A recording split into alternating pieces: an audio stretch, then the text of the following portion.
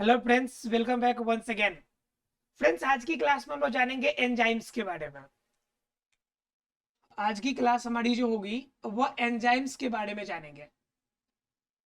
Enzymes की अगर बात करें तो एंजाइम्स वास्तव में होते क्या है, अगर सीधे शब्दों में कहें तो कह सकते हैं कि ये प्रोटीन का ही बहुलक है। ये प्रोटीन का ही फॉर्म है। क्या? एंजाइम्स।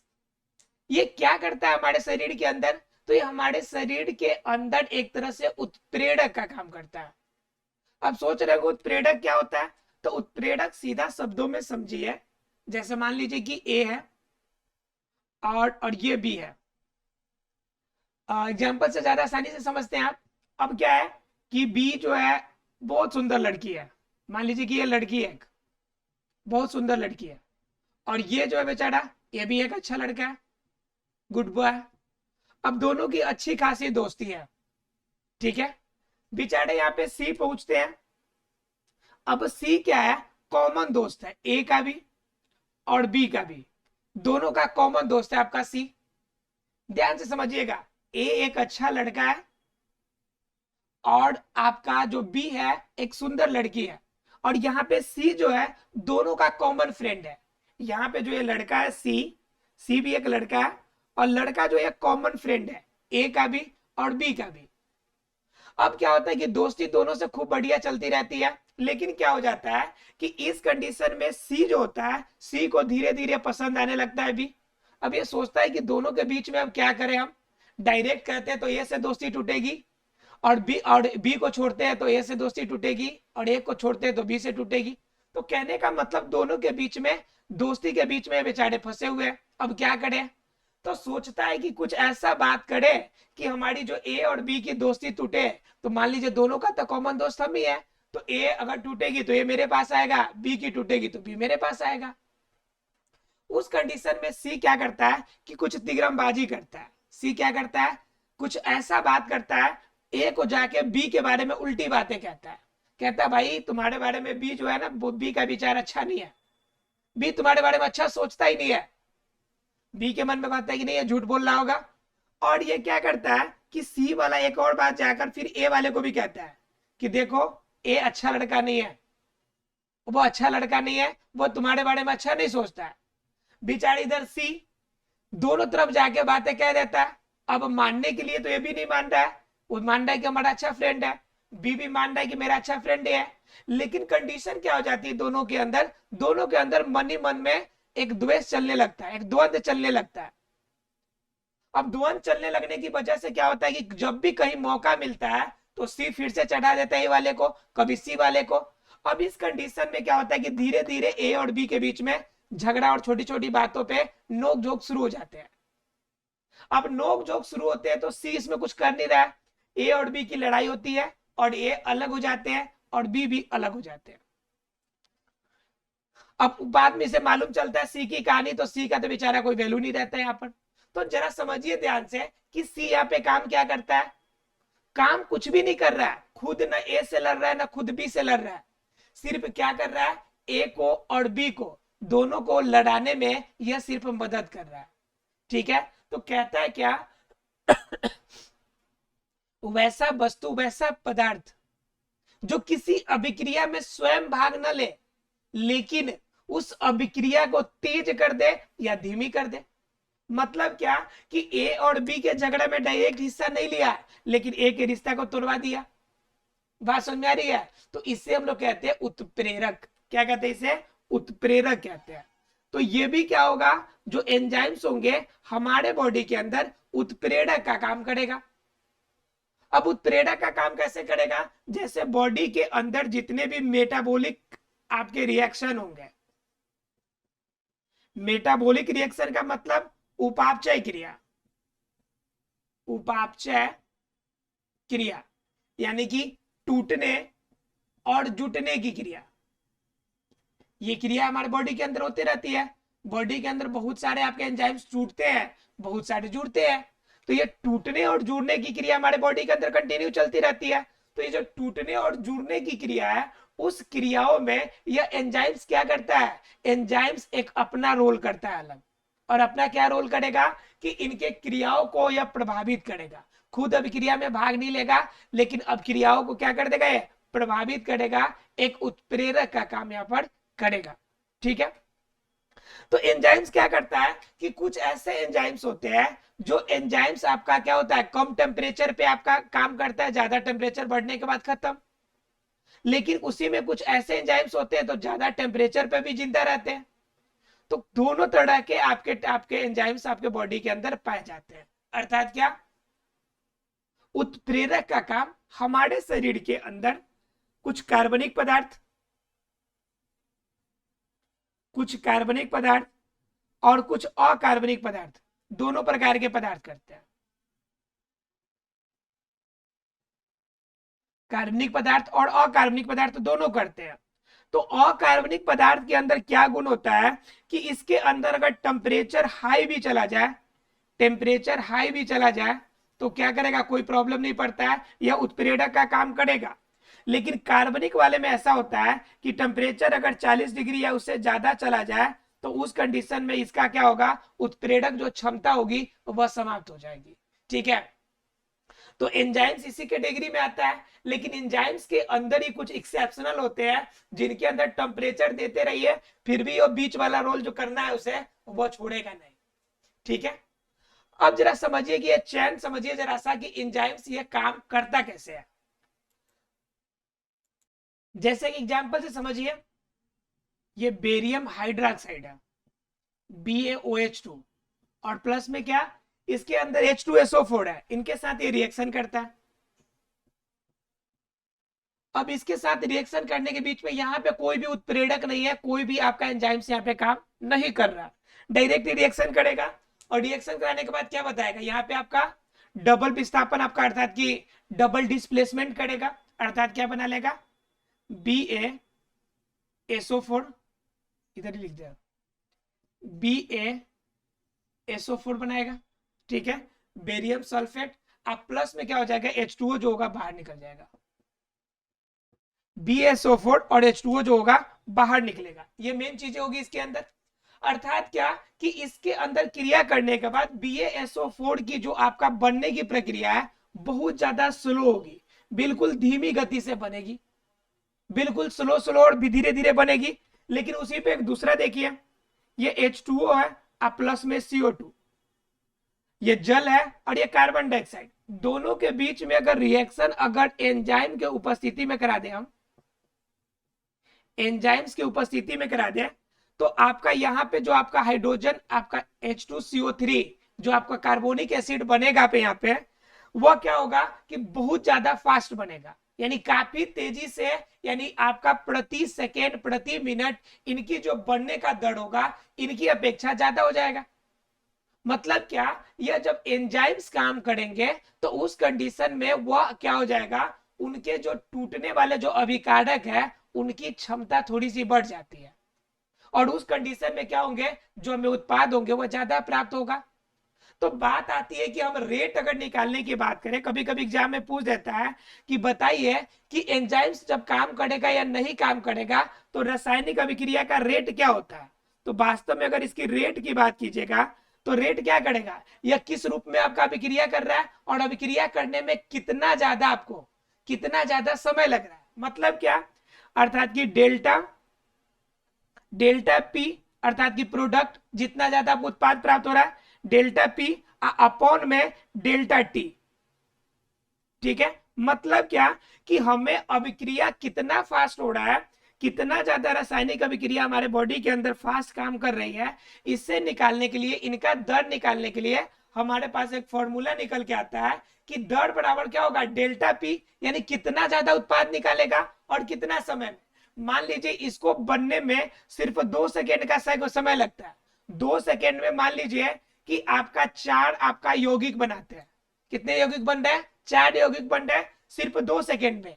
और यहाँ पे क्या हो जा रहा है, यहाँ पे आपका 10 सेकेंड लग रहा है सिर्फ आपको क्या करने में, 5 यौगिक बनने में 10 सेकेंड लग रहा है, और 5 आपको प्रोडक्ट प्राप्त हो रहा है। क्लियर है, अब यहाँ पे क्या हो रहा है कि 2 सेकेंड का समय लग रहा है और 4 प्रोडक्ट प्राप्त हो रहा है। तो अब देखिए दोनों के दर में क्या डिफरेंस है, अब दोनों का रेट देख लीजिए एक बार। तो मान लीजिए कि ऊपर वाले का रेट निकालिएगा, तो रेट हमें क्या प्राप्त होगा, रेट बराबर, तो ऊपर क्या लिखना हमें, डेल्टा डेल्टा पी, मतलब जितना ज्यादा हमें प्रोडक्ट प्राप्त हुआ, टोटल प्रोडक्ट, तो टोटल प्रोडक्ट हमारा कितना है, 5 है, तो टोटल प्रोडक्ट 5 अपॉन में क्या, डेल्टा टी, मतलब जितना ज्यादा समय हमें लगा इसमें, तो समय हमारा कितना लगा है, 10 सेकेंड्स, तो 10 हो गए। अब इन दोनों के बीच में हमें क्या कराना है, सिर्फ क्रॉस करा देना है, तो 5 1 जा 5, 5 2 जा 10, मतलब क्या, 1/2, इनका रेट क्या है, कि मतलब हाफ इनका रेट है, यानी कि 0.5, इनका रेट क्या हो गया, 0.5 प्रोडक्ट पर सेकेंड, यानी 1 सेकेंड में आधा इनके यौगिक बनेंगे। अब जरा सा इनका निकाल लेते हैं, ये आपका कार्बोनिक एसिड वाला का, तो कार्बोनिक एसिड का क्या होगा, रेट सेम, तो रेट बराबर क्या हो जाएगा हमारा, डेल्टा टी में क्या आ जाएगा, डेल्टा पी में 4 आ जाएगा, यानी उत्पाद 4 बने, और समय कितना लगा, 2 सेकेंड का, तो अपॉन में 2, इनको क्रॉस कराइएगा तो 2 बार में कटेंगे, तो ये क्या हो जाएगा कि ये 2 टाइम्स क्या हो जाएंगे, आपके पास इनकी बनने की क्षमता हो जाएगी, मतलब क्या, 2 प्रोडक्ट पर सेकेंड, 2 प्रोडक्ट पर सेकेंड हमारे बॉडी के अंदर क्या बनेगा, कार्बोनिक एसिड बन के तैयार होगा। मतलब क्या, सीधे शब्दों में कहें कि एंजाइम्स जब आपके बॉडी के अंदर काम करेगी, तो आपका किसी भी रूप में अभिक्रिया करने का जो दर होगा वह तेज हो जाएगा। एंजाइम्स जब जब काम करेगा तो अभिक्रिया को क्या कर देगा, वो तेज कर देगा, ज्यादा जल्दीबाजी में बन जाएंगे, और जब ज्यादा जल्दीबाजी में बनेगा तो कम समय में हमें ज्यादा प्रोडक्ट प्राप्त हो जाएंगे। क्लियर है, अगर ये बात क्लियर है तो अब जानते हैं हम लोग कि ये काम करता कैसे है, अर्थात कि एंजाइम्स तो हमने जान लिया कि उत्प्रेरक के रूप में काम करेगा, रेट बढ़ा देगा, दर बढ़ा देगा अभिक्रिया का, लेकिन अब जानना यह है कि यह बनने की पूरा करने के फॉर्म में इनके स्ट्रक्चर क्या होते हैं, कैसे ये काम करता है, जरा देखते हैं इसे। अब जरा स्ट्रक्चर से समझिए कि किस रूप में एंजाइम्स काम करता है। ठीक है, ये देखिए,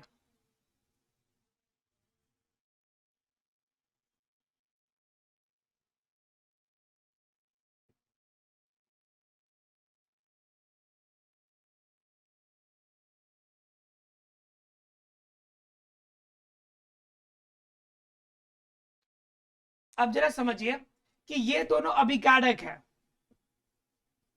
जिनसे हमें प्रोडक्ट प्राप्त होगी, जिनसे हमें क्या प्राप्त होगी, प्रोडक्ट प्राप्त होगी। अब क्या होगा कि ध्यान रखिएगा, जो एंजाइम्स होते हैं, सभी एंजाइम्स सभी अभिक्रिया पे भाग नहीं करते हैं, अपना प्रभाव नहीं डालेंगे। जिस प्रकार से सीधे शब्दों में कहें हम कि यह एंजाइम्स ताला चाबी प्रक्रिया पे काम करता है, किस प्रक्रिया पे काम करता है, ताला चाबी प्रक्रिया पे काम करता है। कितनी बार एग्जाम में क्वेश्चन डायरेक्टली पूछ दिया गया है लाइन, कि ताला चाबी प्रक्रिया पे, यानी किस प्रक्रिया पे काम करता है, तो ताला चाबी प्रक्रिया पे काम करता है। अब सोच रहे हो ताला चाबी प्रक्रिया मतलब क्या, तो बात यह है कि एक ताला के लिए उसका स्पेसिफिक चाबी होता है, उसी से खुलेगा। उसी प्रकार से एक अभिक्रिया के अंदर एक आपका अभिकारक जो होगा, उसका उत्पाद बनने के लिए जो स्पेस होगा, जो जगह होगा, उनके बीच में कसने के लिए आपका क्या होना चाहिए, उपयुक्त एंजाइम्स होने चाहिए। ये आपके अभिकारक है, और इसका नामकरण कर देते हैं, मान लीजिए कि ए है और ये बी है, ये क्या है, सभी अभिकारक है, यानी जिनसे उत्पाद बनेंगे। और यहाँ पे क्या हो गया, ये दोनों जो सी है और डी है, ये दोनों क्या है, हमारे पास एंजाइम्स है, ये क्या है, एंजाइम्स है। क्लियर है, अब क्या होता है कि अभिकारक ये ताला चाबी रूल क्या करेगा, यानी सभी के साथ तो अटैच नहीं होगा। अब क्या होगा कि पहले कंडीशन में यह इनके पास आना चाहेगा, पहले कंडीशन में जो एंजाइम्स होते हैं अभिकारक के पास आना चाहते हैं। मान लीजिए इसको हम कहते हैं कि स्टेंट, इसको स्टेंट कहते हैं। अब क्या करता है कि एंजाइम्स ई आपका, अब ई एस के पास आना चाहता है। ठीक है, अब क्या होगा कि ई पहले किसके पास जाना चाहता है, एस के पास जाना चाहता है, यानी इनके पास, इनके तरफ बढ़ेगा ये। क्लियर है सबको, अब जब पास में जाने के बाद क्या कर लेता है कि ये ईएस बना लेता है, आपस में एक दूसरे मिलकर एक ग्रुप बना लेता है, क्या, ईएस। अब जरा ध्यान से समझिए, अब इसमें देखिए बीच में इसका जितना गैप है उतना ही गैप इसके पास है। अब क्या करेगा, ये दोनों मिल जाएगा एक साथ में, देखिए कैसे मिल रहा है यहाँ पे,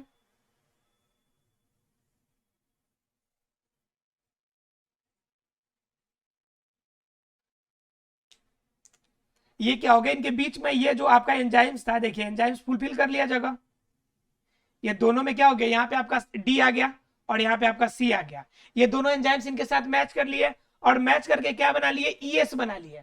अब ईएस बनने से तो काम नहीं है, काम तो प्रोडक्ट बनने से है। तो क्या करेगा, ईएस अग्रसर होगा, आगे बढ़ेगा तो ईपी की तरफ जाएगा। किसके तरफ जाएगा, ईपी की तरफ। पी का मतलब क्या, प्रोडक्ट। एंजाइम्स जो होगा अब एस को कन्वर्ट करेगा, अब उसके साथ थोड़ा सा प्रेस करेगा उसे, और किस में कन्वर्ट करने की कोशिश करेगा, पी में, प्रोडक्ट में। यह बिल्कुल क्षणिक और अल्प अवधि में होने वाली क्रिया है, और तुरंत जब इसको प्रेस करेगा तो प्रेस करने के बाद ये क्या हो जाएगा, नीचे वाला जो ए और बी था दोनों मिलकर एक प्रोडक्ट बना लेगा, ए और बी। ए और बी देखिए इस आकार का बना लेगा, बनाएगा। और जैसे यह ए बी बनेगा वैसे ही इसमें से पी जो होगा निकल के अलग हो जाएगा, और ई जो होगा यहां से गायब होकर या फिर दूसरे के पास चला जाएगा अगली अभिक्रिया में। बात समझ आ रहा है, और हमें सिर्फ क्या प्राप्त हो जाएगा, सिर्फ हमें प्रोडक्ट हमें प्राप्त हो जाएगा। तो एंजाइम्स क्या करेगा, पहले क्रिया विधि पर जाके वह आपके अभिकार्य के प्रति अर्थात स्ट्रेन के प्रति अपने आप को उनके करीब लाने की कोशिश करता है, पहला काम। उसके बाद उनके पास आने के बाद ई और एस का एक कॉम्बिनेशन, एक क्षणिक, एक अल्प समय के लिए क्या बनाता है, एक ग्रुप बनाता है। और ईएस जब ग्रुप बन जाता है तो ईएस से कन्वर्ट होकर किसमें पहुंचता है, ईपी में। मतलब एंजाइम्स अब प्रोडक्ट बनाने के कंडीशन में आ जाता है। और जब प्रोडक्ट आपका बनेगा तो प्रोडक्ट जैसे बनता है एंजाइम्स यहां से साथ छुड़ा के अलग हो जाता है, और प्रोडक्ट जो होता है वह अलग रूप में बन के तैयार हो जाता है। क्लियर है आप लोग को, मतलब क्या कि एंजाइम्स का रोल यही है कि आपका अभिकारक से लेकर और उत्पाद बनने तक के बीच के समय में सिर्फ मदद करना, ना आपका शुरू में और ना ही लास्ट में बनने के बाद। वो कहता भाई हम कोई भी अपने ऊपर कोई किसी भी प्रकार का उपकार ग्रहण नहीं करेंगे, हम हमें जैसे काम हुआ मेरा हम निकलेंगे और बाहर चले जाएंगे।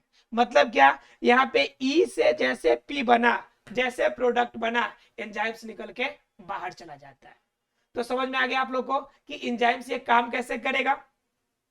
अब बात आती है कि यह क्रिया दर की सांद्रता पर भी निर्भर करती है। अब निर्भर करने का मतलब है कि यहाँ पे हमने रिएक्शन करा दिया, अब इनकी मात्रा कभी ज्यादा होगी कभी कम होगी, अर्थात कि यह जो आपके अभिकारक होंगे स्ट्रेन की मात्रा कम होगी, कभी आपकी उत्पादक की आपका एंजाइम्स की मात्रा ज्यादा होगी कम होगी। तो इस कंडीशन में बात आती है कि क्रियादर की सांद्रता किस रूप में कार्य करती है, यानी कितनी सांद्रता इसके लिए होनी चाहिए तब जाके ये रिएक्शन करेगा। तो बात ये कहता है कि जितना हमें प्रोडक्ट चाहिए उसी के अकॉर्डिंग हमें एंजाइम्स उस पर काम कराने पड़ेंगे। यानी कि हमें अगर उसका रेट अगर फास्ट करना है तो एंजाइम्स की मात्रा ज्यादा चाहिए, तो उसी प्रकार से उसी के अनुरूप हम क्या करेंगे, उनके अंदर एंजाइम्स का इस्तेमाल करेंगे। यानी कि प्रोडक्ट के अकॉर्डिंग हमें अभिकारक के ऊपर उपयुक्त एंजाइम्स का इस्तेमाल करना चाहिए। क्लियर है, अर्थात एंजाइम्स उतना ही यूज होंगे जितना उसका काम है। क्लियर है सबको। अब क्या होता है कि ये एंजाइम्स तो काम करता है उत्प्रेरक के रूप में, लेकिन एक बात ध्यान रखिएगा, जब कोई काम आप अच्छा करते हैं और आप बहुत आगे तक जाते रहते हैं, बहुत ऊपर जा रहे होते हैं, तो उस कंडीशन में बगल वाला जो देखता है ना उसे लगता है कि भाई इसने क्या कर लिया, कितनी ऊंचाई तक चला गया, अब मैं भी ऐसा ही करूंगा। तो उस कंडीशन में क्या होता है कि उस कंडीशन में जब वो भी वही काम करने लगता है तो ना बेचारे उसका काम पूरा होता है ना आपका काम पूरा हो पाता है। उस कंडीशन में दोनों के दोनों एक दूसरे के साथ कोलैप्स हो जाते हैं। तो एंजाइम्स के साथ भी ये प्रॉब्लम कभी कभी होती है, जैसे एंजाइम्स निरोधक का बन जाना। जरा देखिए इसे क्या बनता है, देखिए एंजाइम निरोधक का बनने का मतलब क्या है। जैसे मान लीजिए देखिए ये अभिक्रिया करने वाले अभिकारक है, ठीक है। अब क्या हो गया कि यहाँ पे एक एंजाइम्स है जो इन पे यूज कर सकता है, काम कर सकता है, एक एंजाइम्स, और एक यहाँ पे एंजाइम्स है ये भी इस पे काम कर सकता है। अब दोनों के दोनों एक दूसरे के पास बढ़ने की कोशिश करते हैं, दोनों के दोनों इसी स्ट्रेन पे आना चाहते हैं। अब बताइए कि इस कंडीशन में जब ये नजदीक आता है तो इसको प्रतिकर्षित करता है, और ये नजदीक आता है तो ये प्रतिकर्षित करता है। तो बताइए दोनों में से एस के पास पहुंचेगा कौन, कोई नहीं पहुंचेगा ना, ये जब आएगा तो उसको प्रतिकर्षित कर देगा। मान लीजिए कि ये भी दोनों धनायन है, अब दोनों एक दूसरे के पास तो चिपकेंगे नहीं, तो उस कंडीशन में क्या होता है कि दोनों में से कोई भी इस अभिक्रिया तक नहीं पहुंच पाते हैं। आना दोनों चाहते हैं, आना दोनों चाहते हैं, लेकिन आ कोई भी नहीं पाते हैं। ऐसा घटना आपने देखा होगा कि आना दोनों चाहते हैं लेकिन दोनों एक दूसरे के पास आ नहीं पाते हैं, और इस कंडीशन में यह अभिक्रिया जो होती है उल्टी हो जाती है। और उल्टी होने का मतलब क्या हो गया कि यह एंजाइम्स उत्प्रेरक के बजाय एंजाइम्स निरोधक बन जाते हैं।